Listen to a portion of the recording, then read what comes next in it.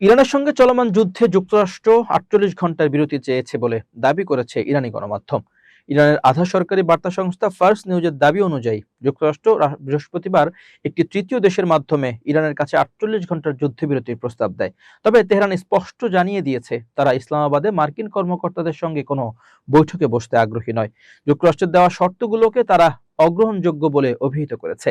ইরানের আধা সরকারি সংবাদ সংস্থা ফার্স নিউজ এজেন্সি শুক্রবার এক বেনামী সরকারি সূত্রের বরাত দিয়ে জানিয়েছে, বুধবার একটি নাম প্রকাশ না করা তৃতীয় দেশের মাধ্যমে ওয়াশিংটন এই প্রস্তাবটি তেহরানের কাছে পাঠিয়েছিল। চলতি সপ্তাহের শুরুতে মার্কিন প্রেসিডেন্ট ডোনাল্ড ট্রাম্প দাবি করেছিলেন যে ইরানি মূলত যুদ্ধবিরতির জন্য অনুরোধ করছে। তবে ইরানের পক্ষ থেকে ট্রাম্পের সেই দাবি নাকচ করে দেওয়া হয়েছে। এদিকে মার্কিন সংবাদ মাধ্যম ওয়াল স্ট্রিট জার্নাল শুক্রবার এক প্রতিবেদনে জানিয়েছে, যুদ্ধবিরতি দিয়ে পাকিস্তানের মধ্যস্থতার প্রচেষ্টাও এখন মুখ থুবড়ে পড়েছে।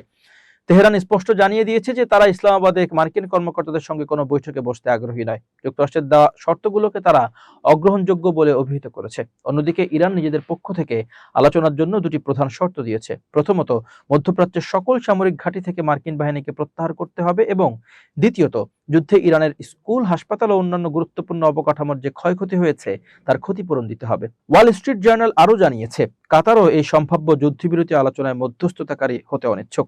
যুক্তরাষ্ট্র আঞ্চলিক দেশগুলো কাতারকে মধ্যস্থতার জন্য চাপ দিলেও তারা এখন পর্যন্ত তা প্রত্যাখ্যান করে আসছে। তবে তুরস্ক ও মিশর ট্রাম্প প্রশাসনের সঙ্গে সুসম্পর্ক থাকায় মধ্যস্থতার চেষ্টা চালিয়ে যাচ্ছে বলে জানা গেছে। মার্কিন গোয়েন্দা সংস্থার এক মূল্যায়ন প্রতিবেদনের বরাতে সিএনএন জানিয়েছে, ইরানের বিরুদ্ধে যুক্তরাষ্ট্র ও ইসরায়েলের এই যুদ্ধ ১ মাস পার হলেও দেশটির সামরিক সক্ষমতা এখনো উল্লেখযোগ্য পর্যায়ে রয়েছে। প্রতিবেদনে বলা হয়েছে, ইরানের কাছে এখনো তাদের মোট ব্যালিস্টিক ক্ষেপণাস্ত্র উৎক্ষেপণ ব্যবস্থা, লঞ্চার এবং কামিকাজে ড্রোনের প্রায় অর্ধেক মজুদ রয়েছে।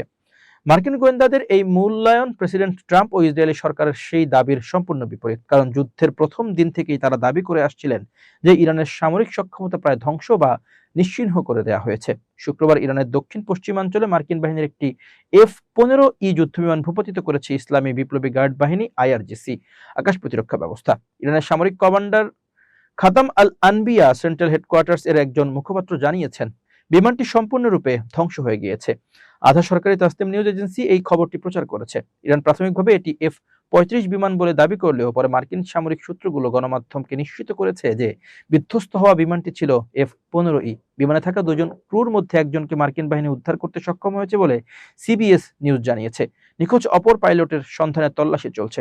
স্থানীয় গণমাধ্যমগুলো বলছে, বিমানটি সম্ভবত কোহগিলুয়েহ ও বোয়ের আহমদ প্রদেশের দুর্গম পাহাড়ি এলাকায় বিধ্বস্ত হয়েছে। এদিকে নিউ ইয়র্ক টাইমসের এক প্রতিবেদনে জানানো হয়েছে, পারস্য উপসাগরীয় অঞ্চলে মার্কিন বাহিনীর আরও একটি যুদ্ধবিমান ভূপাতিত হয়েছে।